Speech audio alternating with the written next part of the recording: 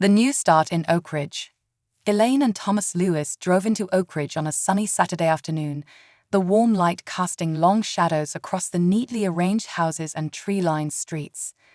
The town was a classic postcard of small-town America, with its colonial homes, white picket fences, and clean streets.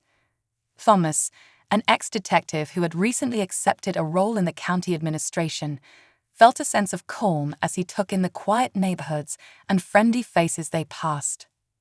Oak Ridge had everything they were looking for in a new town: peaceful surroundings, excellent schools, and the opportunity to start fresh. Elaine was a high school teacher with a passion for literature and a warm smile that seemed to put everyone at ease. Thomas, tall and steady, was a man of few words but carried himself with an air of quiet strength that Elaine had always admired. As they pulled up to their new home, a cozy 2-story house with a wide front porch and bay windows, Elaine couldn't hide her excitement. "Thomas, look at this place," she said, her dark curls bouncing as she jumped out of the car. "I can already picture us having morning coffee out here and watching the kids in the neighborhood ride their bikes." Thomas chuckled, admiring her enthusiasm. "I think we made the right choice, Elaine. This feels like a place where we can settle down and build something good." Just then, the new neighbor, a gray-haired woman named Martha, waved from her lawn and came over carrying a pie. "Welcome to Oak Ridge. I'm Martha Caldwell, from just across the street. Figured you might be hungry after the big move." She handed them the pie with a warm smile, glancing at Thomas with a flicker of curiosity. Elaine accepted the pie gratefully. "Thank you so much, Martha. I'm Elaine, and this is my husband, Thomas. We're excited to be here. This place is so charming." Martha gave a friendly nod, but her smile faltered slightly. "Well, it's a lovely town, no doubt, though every town has its quirks. Just a friendly heads up, it's best to keep to yourselves for a while, until you've got the lay of the land." Her tone hinted at something unspoken. Thomas raised an eyebrow, but Martha quickly changed the subject. "Anyway, I'll let you two get settled. Enjoy the pie." With that, she hurried back to her house, leaving Elaine and Thomas exchanging a puzzled glance. Later that evening, as they unpacked boxes in their cozy new living room, Thomas's phone buzzed with an email notification. It was from the county administration office, reminding him of his orientation the following Monday. As Oak Ridge's new deputy head of public safety, his job would involve overseeing various departments, including the police. For now, though, he was eager to simply enjoy the weekend with Elaine and settle into their new life. The next morning, Thomas and Elaine went out to explore their new neighborhood. As they strolled past tidy lawns and flower beds, they noticed that people were polite but distant. Some nodded in acknowledgement, but others glanced at them with a guarded look. It was subtle, but Elaine couldn't shake the feeling that they were being watched with a mixture of curiosity and wariness. They walked to the town square, where families were gathered for the weekly farmers' market. Elaine's eyes lit up at the sight of fresh produce, homemade jams, and baked goods. She chatted with a few vendors, introducing herself and asking about the best places to shop and dine. As they left the market, a voice called out, "Mrs. Lewis." They turned to see a young woman with a friendly smile and a baby in a stroller. "Hi, I'm Rachel from the elementary school. I heard you joining our teaching staff. Welcome to Oak Ridge." Elaine's face brightened as they exchanged pleasantries, talking about the school and the students she would soon be teaching. Rachel seemed genuinely kind, and Elaine felt a flicker of hope that they might find friends here after all. As they were about to leave, Thomas noticed a pair of police officers walking by, their eyes scanning the crowd. One of them, a tall man with a chiseled jaw and sharp blue eyes, locked his gaze on Thomas and Elaine for a moment longer than felt comfortable. He nodded curtly but said nothing as he continued his patrol. The second officer, stockier with a buzz cut, smirked as they passed. "Who are they?" Thomas asked Rachel, lowering his voice. "Oh, that's Officer Grant and Officer Hayes. They're known around here," she replied with a tight smile. "Let's just say they have their own way of doing things." Elaine sensed a hint of tension in Rachel's voice, but chose not to press further. She could tell that, just like Martha, Rachel didn't want to say too much. There was an unspoken rule in Oakridge, a rule that newcomers like them would have to learn in due time. Later that afternoon, back at home, Elaine tried to brush off the encounters at the market. Maybe it's just small-town nerves. People are probably just curious about us, she told Thomas as they unpacked their books and placed them on the shelves in the living room. Thomas nodded but remained thoughtful. Maybe, but it's worth keeping an eye on things. Sometimes small towns have undercurrents that aren't visible on the surface. His experience as a former detective had taught him to trust his instincts, and something about Oakridge made him feel both cautious and curious. As the days passed, they settled into a routine. Elaine began preparing for her new role at the high school, while Thomas familiarized himself with the town's public safety protocols. He met several town officials, including the head of the police department, Chief Harris, a middle-aged man with a calm demeanor and a firm handshake. "Welcome to Oakridge, Thomas," Chief Harris said during their first meeting. "I'm looking forward to working with you. Our town's got its challenges, but I believe with the right leadership, we can keep it safe and welcoming." Thomas appreciated the chief's openness, but he couldn't ignore the guarded undertones he'd noticed among some of the officers, particularly Grant and Hayes. Something about their demeanor seemed off, but for now, he kept his observations to himself. Meanwhile, Elaine threw herself into preparing her classroom, determined to create a warm and welcoming environment for her students. She met a few parents, who were mostly friendly, but there were a few who seemed hesitant, their polite smiles not quite reaching their eyes. One afternoon, while setting up a bulletin board, she overheard a conversation between two teachers in the hallway. They were discussing an incident involving a local black teenager who had been detained by officers Grant and Hayes for loitering in the park. "It's just ridiculous," one of the teachers whispered. "The poor kid was just reading a book, and they treated him like a criminal. His mom tried to file a complaint, but you know how it is around here. Nothing ever changes." Elaine felt a pang of concern. She had chosen teaching because she wanted to make a difference in young people's lives, to inspire and uplift them.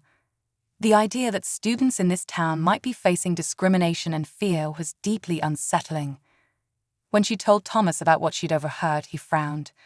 "It sounds like there's a lot going on beneath the surface here," he said. "I'll be paying close attention to how things are run in the police department. If there's a problem, we'll address it." As the weeks passed, the subtle tensions they had sensed during their first days in Oakridge began to take shape. Thomas observed that officers Grant and Hayes were often involved in incidents that seemed to disproportionately target the town's black residents.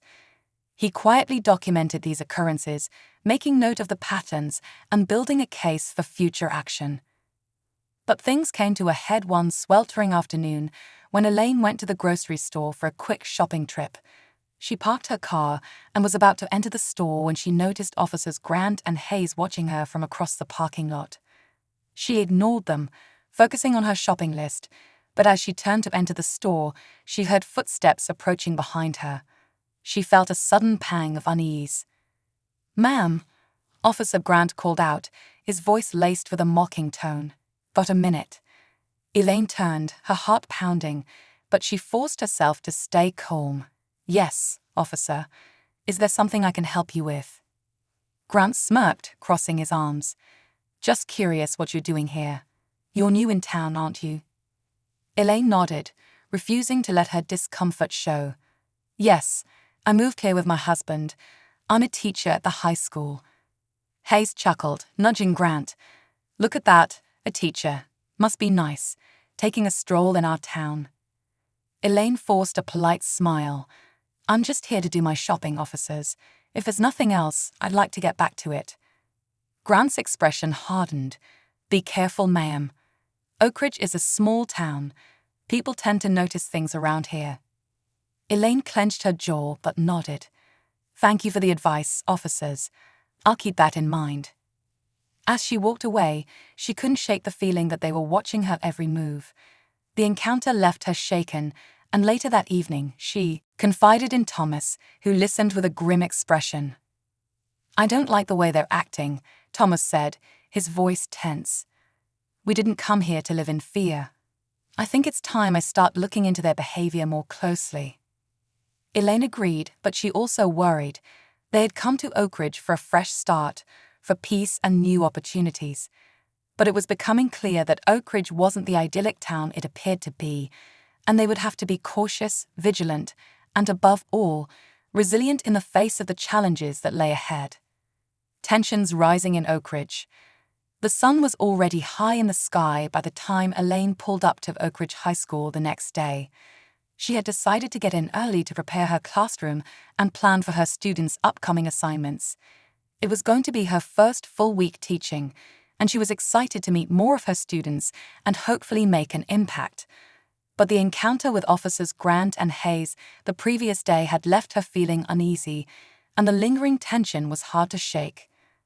Oak Ridge High was a modest-sized building with classic red brick walls and white trim, nestled near the center of town. As Elaine parked her car, she noticed a few other teachers arriving, greeting her with friendly nods as they walked toward the entrance. She took a deep breath, reminding herself why she had chosen to come here. This was an opportunity to make a difference in young lives, to inspire and uplift. She wouldn't let fear get in the way. Elaine's classroom was a cozy space that she had decorated with colorful posters of inspirational quotes, a small library of diverse books, and a bulletin board featuring her students' artwork. She wanted to create an environment where her students felt safe, encouraged, and valued. She believed that a good teacher didn't just teach subjects, she taught kindness, resilience, and confidence. The morning went by smoothly. Her students were a lively, inquisitive group, eager to learn and quick to warm up to her. During a discussion on literature, a student named Marcus asked her, "Mrs. Lewis, why did you become a teacher?" Elaine paused, touched by the question. "Because I believe every young person has a unique story, and I want to help you find your voice to tell it," she said with a smile. "I'm here to support you and remind you that your story matters." Marcus beamed, and Elaine noticed a few other students nodding, clearly moved by her response. The morning passed in a blur of discussions, laughter, and moments of insight. She was beginning to feel a sense of belonging in Oak Ridge, a feeling that had eluded her since moving here. But as the lunch bell rang, Elaine's newfound sense of calm was shattered by the familiar, unsettling sight of Officers Grant and Hayes walking down the school hallway. They were out of uniform, wearing plain clothes, but their presence was unmistakable. Grant, with his cold, calculating gaze, and Hayes, smirking as though he already owned the place. Elaine's stomach tightened. What were they doing here? The officers didn't approach her classroom directly. Instead, they stopped at the main office, speaking in low voices with the receptionist. Curious and uneasy, Elaine kept her distance, pretending to be engrossed in her students' assignments while keeping a watchful eye on them from the classroom doorway. A few minutes later, Grant and Hayes exited the office, their eyes sweeping over the hallway like hawks scanning for prey. When their gaze fell on Elaine, they shared a look before turning and walking out of the building. Elaine exhaled a breath she hadn't realized she'd been holding. She knew she couldn't ignore their behavior any longer. It was time to talk to Thomas. That evening, as the sun dipped below the horizon, Elaine and Thomas sat on their front porch, sipping tea in the cooling twilight. They watched the neighborhood, quiet now after the day's bustle. It was a peaceful scene, but Elaine's thoughts were anything but peaceful. She turned to Thomas, her gaze serious. "Thomas, I saw them today, at the school. Officers Grant and Hayes." Thomas's brow furrowed. "In uniform?" "No, they were in plain clothes, but it was definitely them. They spoke to the receptionist, looked around the halls, and left without saying anything to me, but I could tell they noticed me." She paused, gripping her teacup tightly. It felt like they were watching. Thomas set down his cup, his jaw tightening. "This is getting out of hand. They're harassing people around town, and now they're showing up at your workplace. This isn't just small-town curiosity, it's intimidation. Elaine nodded, a mixture of fear and determination in her eyes. I don't know why they're targeting us, Thomas. We haven't done anything wrong. It doesn't matter to them, Thomas said, his voice grim. Bullies like them pick on anyone they see as different or weak. They think they can get away with it because they're in a position of power. He took a deep breath, calming himself, but they don't know who they're dealing with. Elaine raised an eyebrow. What do you mean? Thomas looked at her, his eyes steely with resolve. I've been observing them, quietly documenting every incident I can. As soon as I'm officially on board with the county, I'll have the authority to launch an internal investigation. They're going to be held accountable. A flicker of hope sparked in Elaine's chest. Thomas was right. They didn't know who they were dealing with, but she also knew the risks. Are you sure it's safe to go up against them? This town, it seems to protect its own, even if they're in the wrong. Thomas reached out, taking her hand. I didn't take this job to turn a blind eye to injustice. I took it because I want to make a difference. And I won't let anyone, especially not bullies like Grant and Hayes, make my wife feel unsafe. Elaine squeezed his hand, comforted by his strength and conviction. Together, they were stronger than any intimidation tactics these officers could throw at them. But neither of them knew just how much resistance they would face in the days to come. The next week, Elaine continued her routine at the high school, focusing on her students and trying to ignore the lingering threat of Grant and Hayes. She poured herself into her work, finding solace in the joy and enthusiasm of her students. She organized a book club, encouraging her students to share their thoughts and perspectives on stories that resonated with them. However, the unsettling encounters didn't end. On her way to the grocery store one evening, Elaine spotted the familiar patrol car parked by the side of the road. The officers were inside, watching as she passed, their eyes filled with thinly veiled hostility. She kept her gaze forward, refusing to let them intimidate her, but her heart raced. That night, she told Thomas about the encounter, and he promised to file an official report once he took office. But Elaine knew it wouldn't be that simple. This wasn't just about following rules and procedures. It was about changing a deeply ingrained culture of intimidation and control. Then, one afternoon, things took a more personal turn. Elaine was at school, organizing her students into small groups for a project, when she noticed one of her students, a quiet girl named Mia, sitting by herself, looking anxious. Mia, is everything okay? Elaine asked gently, kneeling beside her. Mia hesitated, glancing around before leaning closer. Mrs. Lewis, I saw my brother being yelled at by the police yesterday. He wasn't doing anything wrong, just riding his bike. But they stopped him and said he looked suspicious. They made him dump his backpack on the ground and said horrible things. Her voice trembled, and Elaine could see the fear in her eyes. Elaine's heart ached. I'm so sorry, Mia. That must have been very scary for him, and for you. She placed a reassuring hand on Mia's shoulder. Thank you for telling me. If you or your brother ever feel unsafe, please let me know, and I'll do everything I can to help. Mia nodded, but Elaine could tell that the fear lingered. And it wasn't just Mia. Over the next few days, more students began sharing similar stories, hinting at experiences with the same officers. It was clear that Grant and Hayes' behavior wasn't isolated. It was part of a larger pattern of intimidation that affected the entire community. That evening, Elaine shared these stories with Thomas, who listened intently, his face growing darker with each account. This has gone far enough, he said, his voice cold with determination. They're not just harassing you. They're targeting kids, families, anyone they perceive as different or vulnerable. Elaine nodded, a spark of defiance in her eyes. We can't let them keep doing this. People in this town deserve to feel safe, especially the children. Thomas looked at her, a plan forming in his mind. I've been thinking, it's not enough to simply document these incidents. We need to bring this to light, to expose their actions in a way that can't be ignored.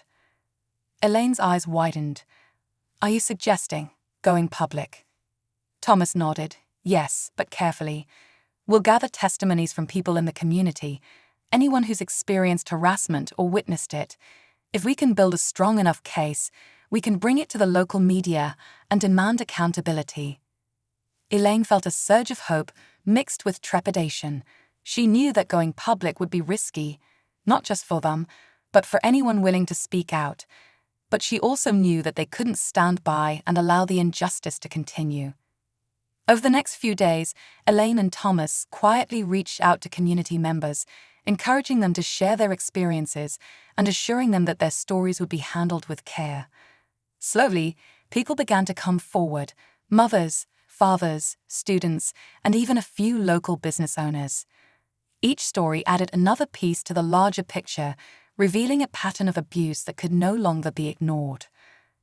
But as they gathered these testimonies, Elaine and Thomas knew that Grant and Hayes wouldn't go down without a fight.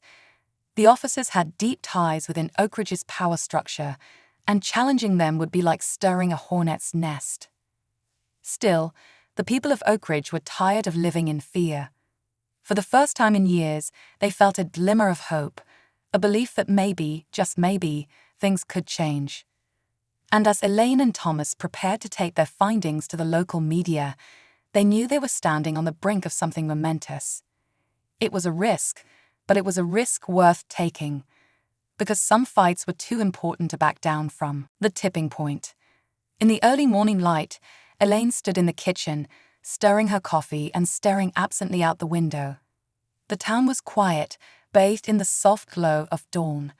It was hard to believe that beneath Oak Ridge's serene exterior lay a simmering tension, one that was reaching its boiling point. The night before, Elaine and Thomas had reviewed the accounts they'd collected from community members. Story after story painted a troubling picture. Grant and Hayes had been using their badges to intimidate, humiliate, and control. Their victims were often Black or members of other minority groups, families who had come to Oak Ridge hoping for a peaceful life. Elaine sipped her coffee, her thoughts interrupted by Thomas's footsteps. He entered the kitchen, his face set in grim determination. "Today's the day," he said, his voice steady. "We have everything we need to go public. I've made arrangements to meet with a local journalist, someone who isn't afraid to challenge the status quo." Elaine nodded, feeling a mixture of fear and excitement. "Are you sure we're ready?" Thomas placed a reassuring hand on her shoulder. "We've gathered enough evidence. It's time to expose what's been happening here. People deserve to know the truth, and the community deserves justice." They had no illusions about what they were doing. Bringing this information to light would not only be risky, but would also attract the ire of those who wanted to keep Oak Ridge's dark underbelly hidden. But Elaine and Thomas were past the point of turning back. The people of Oak Ridge had entrusted them with their stories, and they couldn't betray that trust. Later that day, Elaine met with a few of her students' parents at a local cafe. The atmosphere was tense as they discussed the upcoming media exposure. The parents were supportive, but they were also afraid of the potential backlash. Many of them had lived in Oak Ridge for years and knew how deeply rooted the town's power structures were. "It's brave of you and Thomas to do this," said Lisa, a mother of 2 students in Elaine's class. "But I'm worried about what might happen. You know how things work around here. People with power don't like being challenged." Elaine gave her a reassuring smile. "I know it's a risk, but if we stay silent, nothing will ever change. We're doing this for all of us, for our kids, for our families. If enough people stand together, they won't be able to ignore us." Lisa nodded, though her expression remained troubled. "Just be careful. Grant and Hayes are unpredictable. They've gotten away with so much because people are afraid of them." Elaine thanked her for her concern, and as they parted ways, she couldn't help but feel a twinge of anxiety. The truth was, Lisa was right. Grant and Hayes had operated unchecked for so long that they believed themselves untouchable. They would not take this challenge lying down. Meanwhile, Thomas was meeting with a journalist named David Mendoza at a quiet diner on the outskirts of town. David was a seasoned reporter known for his integrity and dedication to uncovering the truth. He had covered several high-profile stories on corruption and abuse of power, and Thomas trusted him to handle Oakridge's story with care. As they sat across from each other in a booth, Thomas handed David a thick folder containing witness statements, incident reports, and videos he had gathered over the past few weeks. David flipped through the documents, his expression growing graver with each page. "This is staggering," David said, glancing up at Thomas. "If even half of this is true, it's a bombshell. Oakridge isn't just a small town with a few bad cops. It's a town under siege by people who think they're above the law." Thomas nodded. "It's been going on for years, but no one has dared to speak out until now.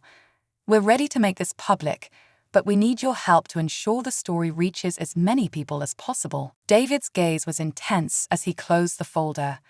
"You have my word. I'll write a piece that shines a light on every dark corner of this situation. But Thomas, you need to be prepared. This isn't just going to put Grant and Hayes under scrutiny. It's going to shake the entire community, maybe even the county." "I understand," Thomas replied, his voice unwavering. "But if we don't do this now, the cycle will continue. People will keep suffering in silence, and Oakridge will remain a place where justice is nothing more than a word."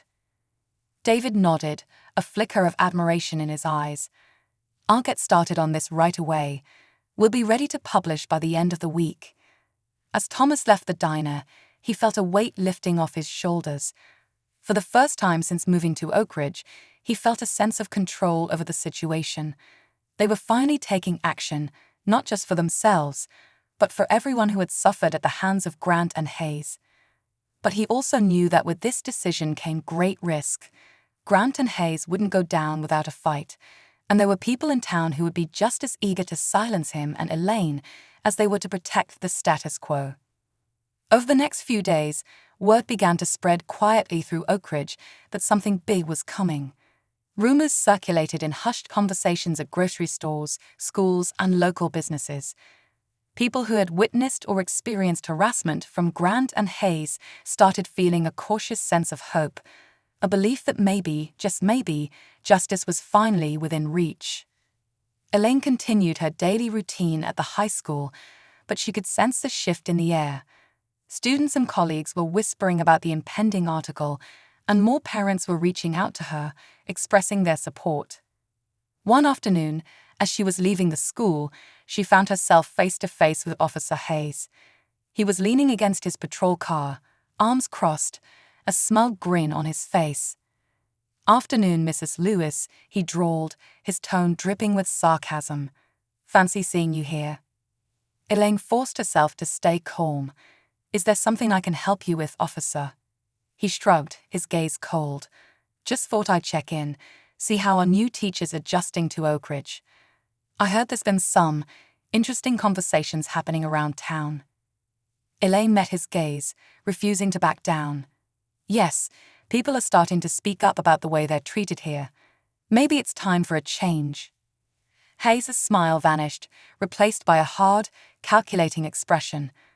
"Careful, Mrs. Lewis. Oakridge isn't as friendly as it might seem. You wouldn't want to make the wrong kinds of friends or enemies." Elaine felt a surge of anger, but kept her voice steady. "Thank you for the advice, Officer Hayes. I'll keep it in mind." As she walked away, her heart pounding, she knew that they were running out of time. Grant and Hayes were catching on, and they would stop at nothing to protect their power. But despite the fear gnawing at her, Elaine felt a renewed sense of resolve. This fight was bigger than her or Thomas. It was for everyone who had been mistreated, silenced, and overlooked in Oakridge. The following morning, the article was published. David Mendoza's piece was a searing exposé on Oakridge's dark underbelly, detailing years of abuse, discrimination, and unchecked power by the local police. He included first-hand accounts from victims, documented incidents, and damning evidence that painted Grant and Hayes as the ringleaders of the deeply corrupt system. The article spread like wildfire, not just in Oakridge, but across neighboring towns and cities. Social media exploded with support for the victims, and hashtags like #JusticeForOakridge and #AccountabilityForAll began trending.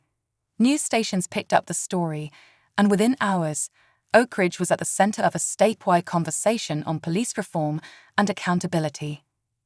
Elaine and Thomas watched the story unfold from their living room, their phones buzzing with messages of support and gratitude from friends, family, and even strangers who had been moved by the story. It was a moment of vindication, a reminder that their efforts had made a difference.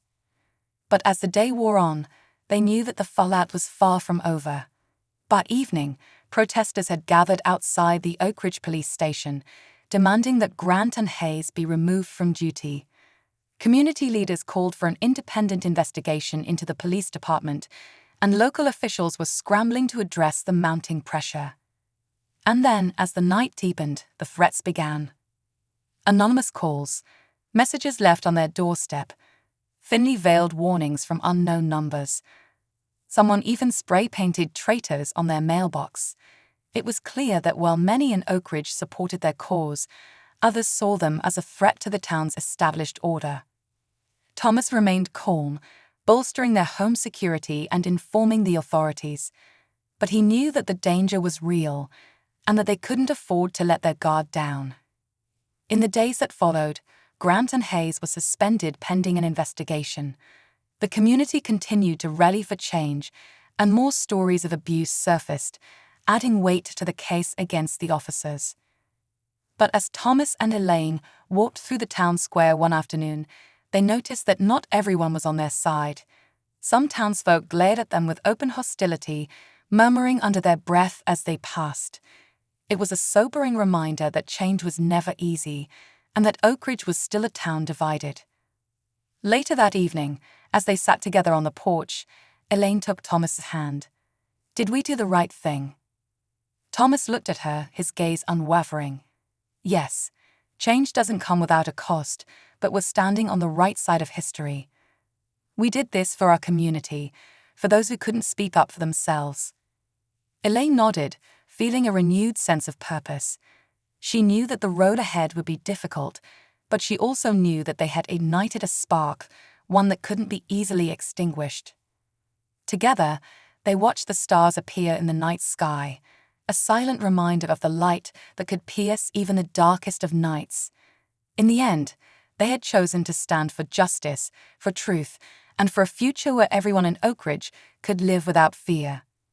But their fight was far from over. The cost of truth. The week following the article's publication was a whirlwind for Thomas and Elaine. The article had stirred up something deep and powerful within Oak Ridge, a collective reckoning that could no longer be ignored. But as the days passed, the reality of what they had unleashed began to weigh heavily on them. The phone calls had started as messages of support, with people thanking them for their courage and for speaking up. But soon the supportive calls were mixed with threats. Anonymous voices on the other end warned them to watch their backs and stop stirring up trouble. It became clear that the pushback was coming from those who felt threatened by the change they were trying to bring. One evening, as they sat down for dinner, their home phone rang. Thomas answered, and as he listened, his face darkened. He didn't say a word, just let the person on the other end finish speaking before hanging up. "Who was it?" Elaine asked, her voice tense. "Another threat," Thomas replied, his jaw clenched. "They said we should move out of town if we know what's good for us." Elaine's face fell. This is getting worse. They're not just angry, they're scared. They know their control is slipping, and they're lashing out. Thomas nodded. "I spoke with David Mendoza earlier. He says this is a typical reaction when systemic issues are exposed, especially in a small town where everyone knows each other and loyalties run deep." Elaine took a deep breath. "So, what do we do now?" "We stay vigilant," Thomas said firmly. "We've come this far, and we can't back down now. The people who've come forward are counting on us to see this through." They shared a determined look, each silently reaffirming their commitment to justice. But they both knew that things would get harder before they got better. The next morning, Thomas headed to his new office at the Oak Ridge County Administration Building. He had been there only a few weeks, but was already settling into his role overseeing public safety, which included liaising with the police department. Now, in light of recent events, his position had taken on a new level of significance and scrutiny. As he walked through the building, he noticed some colleagues glancing at him, their faces a mix of curiosity and caution. Oakridge was a town of whispers, and Thomas knew that every interaction he had was likely being discussed behind closed doors. When he reached his office, he found Chief Harris waiting for him. Harris was a veteran of the Oakridge police force, a man who carried an air of authority with a hint of wariness. He had been part of the system for decades and had seen Oakridge change over the years, though not always for the better. "Chief Harris," Thomas greeted, motioning for him to take a seat. "What brings you by?" Harris sat down, folding his hands in his lap.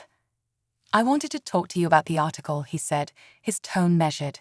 "It's caused quite a stir, as you know. People in town are divided." Thomas nodded, meeting his gaze. "I'm aware, but these issues needed to be brought to light. We can't keep pretending everything is fine when so many people are suffering." Harris sighed, his expression conflicted. "Look, I don't disagree that there are problems that need addressing. But Oakridge has its way of handling things. People don't like outsiders coming in and stirring up trouble." "I'm not here to stir up trouble," Thomas replied, his voice steady. "I'm here to bring accountability. My job is to ensure public safety, and that includes holding officers to the same standards as everyone else." Harris rubbed his temples, as if debating how much to say. Grant and Hayes, they're part of a long-standing group in Oakridge. Their families have been here for generations. There's a certain loyalty among some members of the community. I'm just saying, tread carefully. There are people who would rather keep things the way they are, no matter the cost. Thomas felt a surge of frustration, but kept his tone calm. "Chief, with all due respect, loyalty should never be an excuse for abuse. I understand the history here, but history doesn't excuse what's happening. We have a duty to protect all citizens, not just the ones who fit in." Harris' expression softened slightly, a glimmer of respect in his eyes. "You're right, Thomas. I just want you to understand the landscape. There will be resistance, but I'll support you as best I can." "Thank you, Chief," Thomas said, feeling a sense of cautious optimism.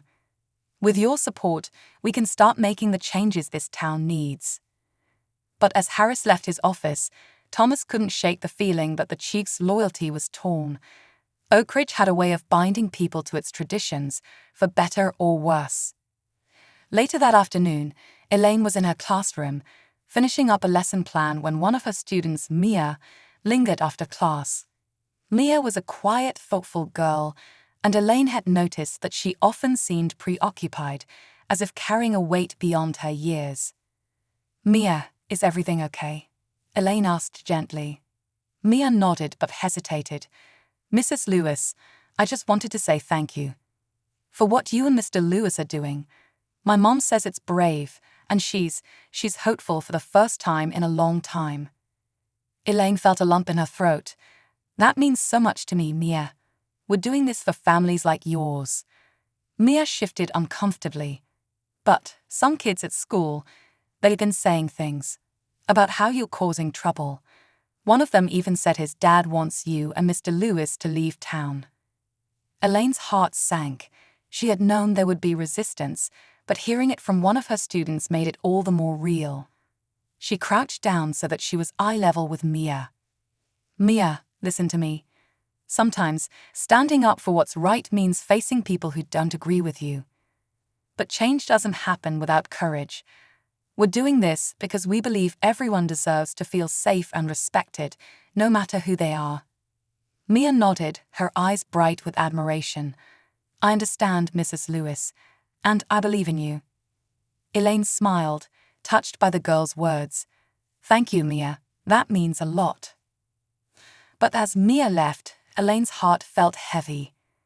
The seeds of division had already been sown, and she knew that the more they pushed for change, the stronger the backlash would become. That evening, as Thomas and Elaine were preparing dinner, they heard a knock at the door. Thomas tensed, exchanging a wary glance with Elaine. Ever since the article, every unexpected visitor felt like a potential threat. He opened the door to find David Mendoza standing on their doorstep, looking tense. "David," Thomas said, surprised, "is everything all right?" David glanced around nervously before stepping inside. "I needed to talk to you in person. I received some disturbing information." Thomas and Elaine led him into the living room, where they sat down to listen. David took a deep breath. "After the article went live, I started receiving messages from anonymous sources. People warning me to back off from Oak Ridge. But today, I got something more serious. Someone broke into my office, rifled through my notes. They left a message: 'Leave Oak Ridge alone.'" Elaine gasped. "They broke into your office?" David nodded. "They're trying to scare me off, and I wouldn't put it past them to escalate if they think it'll work." Thomas's face hardened. This isn't just about two rogue officers anymore. This is about a system that's willing to protect its own at any cost. They're not just targeting you, they're trying to silence anyone who speaks out. David looked at them both, his expression grave. "I wanted you to know, because if they're coming after me, they'll likely come after you too. Be careful. These people aren't playing around." As David left, Elaine felt a chill settle over her. They had known that going public would have consequences, but the reality of it was sinking in. This wasn't just a matter of angry townsfolk leaving threats on their doorstep. They were up against people with real power, people who were willing to go to extreme lengths to maintain control. In the days that followed, the threats intensified. Strange cars began parking outside their house at odd hours. Notes were left on their windshield, some scrawled with warnings, others with outright threats. One morning, Elaine found their mailbox stuffed with anonymous letters, each one more vile than the last. Their friends in town were supportive but cautious. Lisa, who had been one of Elaine's strongest allies, stopped by one afternoon, looking nervous. "I just wanted to check on you," Lisa said, glancing around as if to ensure they weren't being watched. "People are talking, Elaine. They're saying that you're bringing trouble to Oak Ridge, that you're tearing the town apart." Elaine sighed, feeling a pang of sorrow. "We're just trying to make things right, Lisa. This isn't about dividing the town. It's about standing up for people who have been mistreated." "I know that," Lisa replied, her voice trembling. "But some people don't see it that way. They see you as an outsider, someone who's come in to change things they don't want changed." Elaine reached out, squeezing Lisa's hand. "Thank you for standing by us. I know it's not easy." Lisa looked down, visibly conflicted. I don't want anything to happen to you or Thomas. This town, it has a way of dealing with people who don't fit in. Please be careful." As Lisa left, Elaine felt a deep sense of isolation. They had allies, but even their allies were afraid. Oak Ridge was a town that prided itself on its unity, but that unity came at a cost. If you didn't conform, if you challenged the status quo, you became an enemy. That night, Thomas sat beside her on the couch, holding her close as they stared out the window at the darkened street. The silence was heavy, punctuated only by the occasional passing car. They didn't speak, but the weight of their decision hung between them. They had chosen to stand up for justice, knowing it would cost them. But the reality of that cost was beginning to settle in. They were fighting for Oak Ridge's soul, but they were also risking their own safety, their own peace. "Do you regret it?" Elaine asked quietly, her voice barely a whisper. Thomas tightened his grip around her. "No, this town deserves better, and so do the people in it. Change is hard, and it's scary, but if we back down now, nothing will ever get better." Elaine nodded, leaning her head against his shoulder. "I just hope we're strong enough to see it through." In the darkness, they held each other, drawing strength from their shared resolve. They had come to Oak Ridge looking for a fresh start, but they had found a fight for justice. It was a fight they hadn't expected, but one they couldn't turn away from. And as they faced the unknown, they knew one thing for certain: they would stand together, no matter what came next. The battle lines drawn. Elaine awoke early, just as dawn was beginning to break over Oak Ridge, casting a soft, amber light across the town. The quiet was deceiving. Outside, Oak Ridge looked the same as it always had, peaceful, quaint, and picture-perfect. But beneath that serene exterior, there was a palpable tension that seemed to hang in the air. It was the calm before the storm. After days of mounting threats, Elaine and Thomas were on high alert. They had taken to sleeping in shifts, each keeping watch through the night. The calls, the messages, and the strange cars parked outside their home were becoming too frequent to ignore. But it wasn't just the external threats that worried them.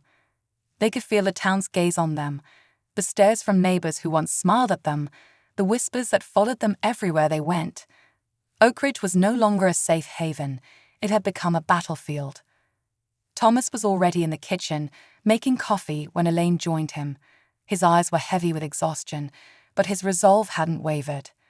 He handed her a cup of coffee and they sat in silence, gathering their strength for the day ahead. "David called late last night," Thomas said, breaking the silence. "The investigation into Grant and Hayes is moving forward, but it's slow. There's pushback from within the department, and it's clear that some people are trying to stall it." Elaine sighed, feeling the weight of it all. It's like they're protecting them, even after everything that's come to light.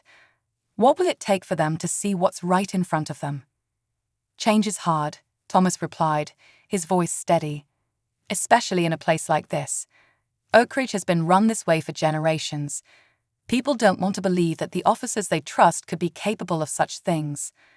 Elaine took a sip of her coffee, the bitterness grounding her. "But they can't deny it forever. People are talking. More stories are coming out every day. Even if they try to ignore it, the truth is out there now." Thomas nodded, placing a reassuring hand over hers. "We've started something, Elaine. It may take time, but it's unstoppable now." That day, Elaine went to school with a new determination. Despite the whispers and wary glances from colleagues and parents, she held her head high. She was here for her students, and she wouldn't let fear deter her from her purpose. As she entered her classroom, she noticed a small group of students lingering near her desk, waiting to talk to her. Among them was Mia, the quiet girl who had opened up to Elaine about her brother's encounter with the police. Mia's face was pale, and she looked anxious, clutching her backpack tightly. "Mrs. Lewis," she began, her voice barely a whisper. We wanted to say thank you for what you're doing." Elaine looked at the students, touched by their courage. "You don't need to thank me, Mia. I'm just trying to do what's right." Mia nodded, glancing nervously at the door. "I know, but things are getting tense. Some kids are saying that their parents are mad at you. They're saying that you and Mr. Lewis are making the town unsafe." Elaine's heart ached. She knew that the children were caught in the middle, torn between their parents' beliefs and their own developing sense of justice. "Mia, listen to me. Change is hard, and sometimes people are afraid of it. But remember this. Standing up for what's right isn't always easy, but it's important, and you should never be afraid to speak the truth." Mia nodded, a small glimmer of hope in her eyes. "Thank you, Mrs. Lewis. We believe in you." As the students took their seats, Elaine felt a renewed sense of purpose. The students were watching her, looking to her as a model of integrity and courage. She wouldn't let them down. Meanwhile, Thomas spent the morning at the county administration building, where tensions were also running high. The recent scrutiny on the Oak Ridge police force had put everyone on edge, and it was clear that alliances were being formed behind closed doors. As Thomas walked down the hallway toward his office, he noticed a few of his colleagues avoiding his gaze, whispering to each other as he passed. It was clear that not everyone was supportive of the changes he was pushing for. In his office, he found a note on his desk, scrawled in bold letters. "Will you not at ALCONE here?" He crumpled the note, tossing it in the trash with a heavy sigh. The opposition was becoming more direct, more blatant. Just then, his phone buzzed. It was a text from David Mendoza. "Urgent update. Meet me at the diner, ASAP." Thomas felt a chill run down his spine. He grabbed his coat and headed out, bracing himself for whatever news David had to share. David was waiting for him at a corner booth in the small, dimly lit diner on the edge of town. He looked tired and tense, his face etched with worry.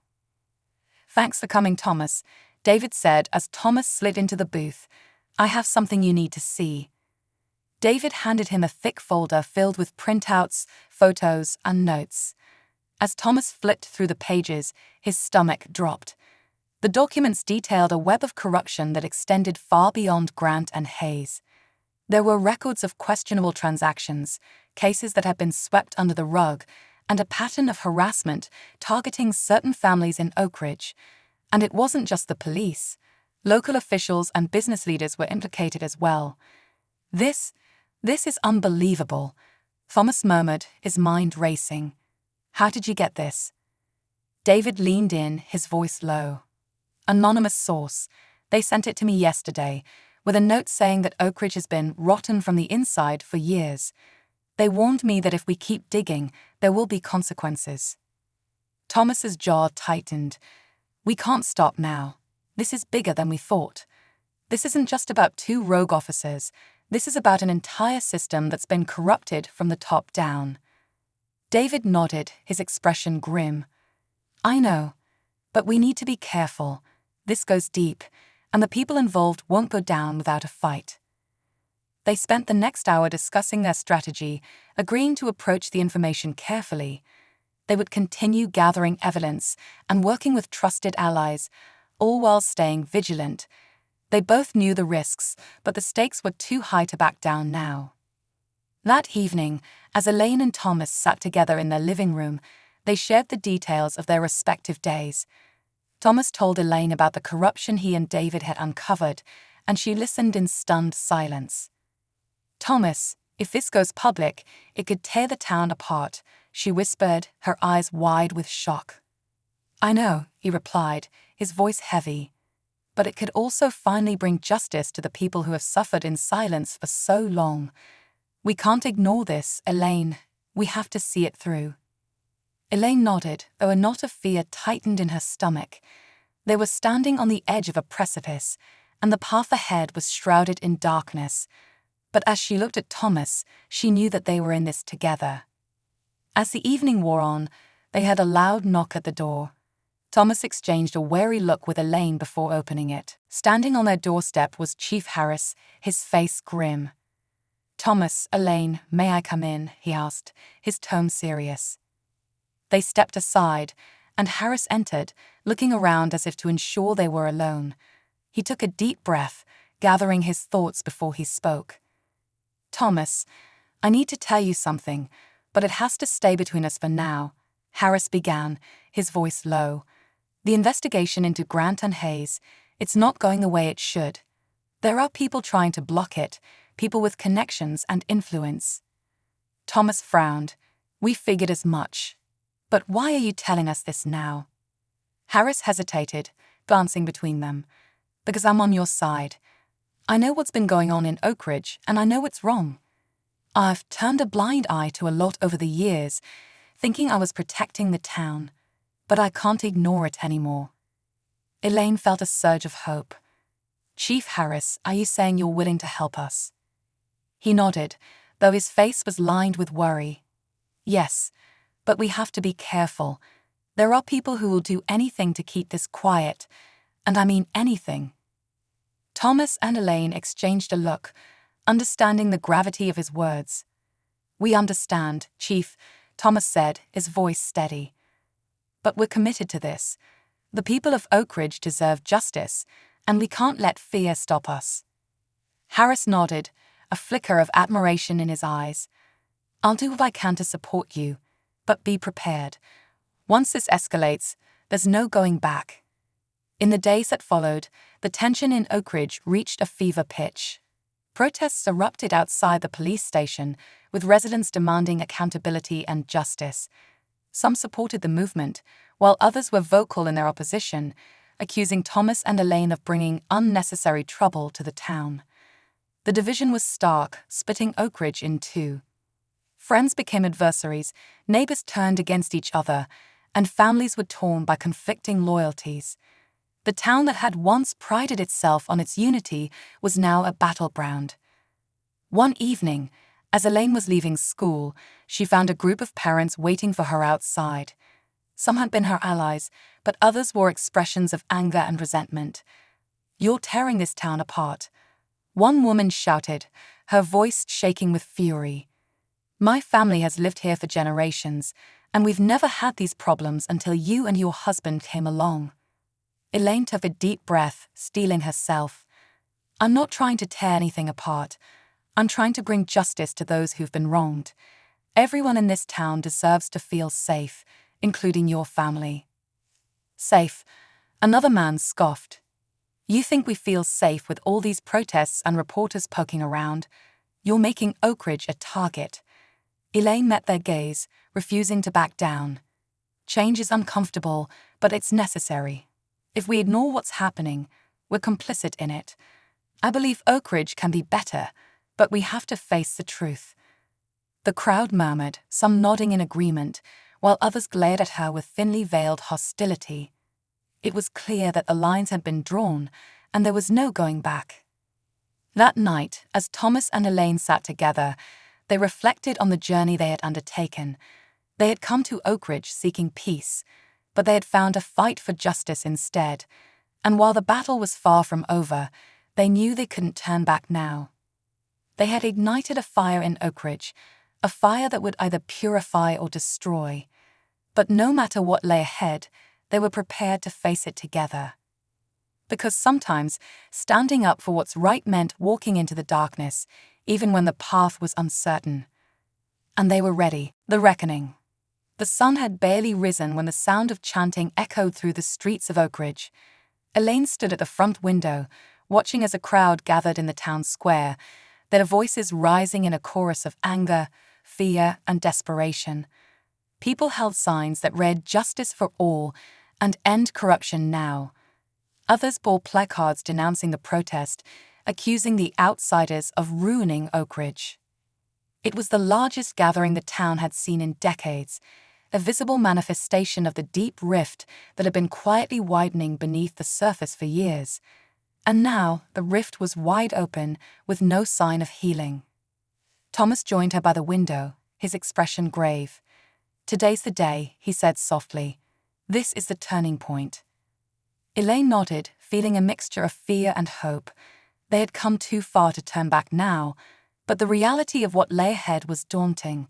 The investigation into Grant, Hayes, and their supporters was finally reaching its peak, and the evidence Thomas and David Mendoza had uncovered was about to be presented at a town council meeting that evening, a meeting where the entire town would have a chance to hear the truth. But they both knew the risks. Exposing corruption on this scale would have consequences, not just for the officers involved, but for everyone in Oak Ridge who had enabled or ignored their abuses. And in a town where tradition and loyalty ran deep, there would be fierce opposition. "You ready for this?" Thomas asked, taking her hand. Elaine squeezed his hand, drawing strength from his presence. "As ready as I'll ever be. Whatever happens tonight, we did what was right. That's all that matters." The day passed in a tense haze, each hour bringing them closer to the council meeting. Throughout the afternoon, messages poured in from friends, supporters, and community members who had been affected by the events in Oak Ridge. Some offered words of encouragement and gratitude, while others expressed fear, worry, and uncertainty about what lay ahead. Around midday, David Mendoza stopped by to give them an update on the investigation. His face was haggard, dark circles under his eyes, but there was a fire in his gaze that spoke of his determination.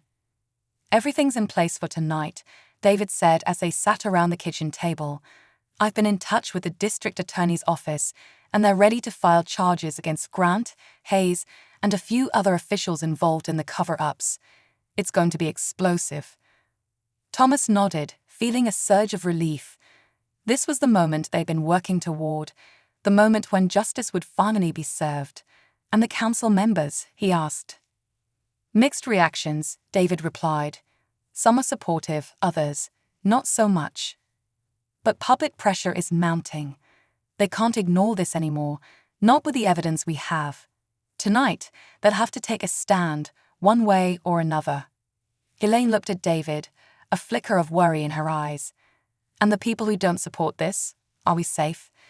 David hesitated, then sighed. I won't lie to you, Elaine. There are people in this town who are deeply loyal to the old guard, people who believe that this is an attack on Oakridge itself. They'll do whatever they can to protect their way of life. But you have allies. You have people who believe in what you're doing. You won't be alone tonight. Elaine took a deep breath, nodding. Thank you, David, for everything. David gave her a reassuring smile. Thank you, Elaine. People like you and Thomas give me hope that the truth still matters. Stay strong. As evening approached, Thomas and Elaine prepared to head to the town hall. They dressed in their best, knowing that they were not just representing themselves, but also the many people who had suffered under Oakridge's broken system. Outside, the streets were lined with cars and people, all heading toward the town hall. The atmosphere was electric, filled with tension and anticipation. Some people gave them encouraging nods as they passed, while others averted their gaze or muttered under their breath. When they arrived, the town hall was already packed. The large meeting room was filled to capacity, with people standing in the aisles and spilling into the hallways. Reporters were stationed at the back, cameras ready to capture every moment. The council members sat at a long table at the front, looking out over the crowd with expressions ranging from concern to outright hostility. As Thomas and Elaine took their seats, Chief Harris approached them, his face somber. Thank you for coming, he said quietly. I know this isn't easy, but it's the right thing to do. Elaine nodded, feeling a surge of gratitude for his support. Thank you, Chief. We couldn't have done this without you. Harris gave a brief nod, then returned to his seat near the council, his presence a silent testament to his commitment to change. The meeting began with a brief address from the council chair, a stern-looking man named Leonard Porter who had been on the council for over 20 years. He gave a perfunctory introduction, his tone flat and detached, as if he were merely going through the motions. Tonight, we gather to address recent allegations concerning misconduct within our police department, Porter said, his voice echoing through the hall. We recognize that these allegations have caused considerable unrest in our community, and we are here to examine the evidence and consider appropriate actions. David Mendoza was the first to speak, presenting the evidence he and Thomas had gathered over the past weeks. He laid out a meticulous case, detailing the incidents of harassment, abuse, and corruption that had plagued Oakridge for years. Photos, videos, and sworn statements were displayed on a projector screen, each piece of evidence building a damning portrait of Grant, Hayes, and others who had enabled their actions. The room was silent as David spoke, his voice calm but relentless. People in the audience shifted uncomfortably, some looking shocked, others angry.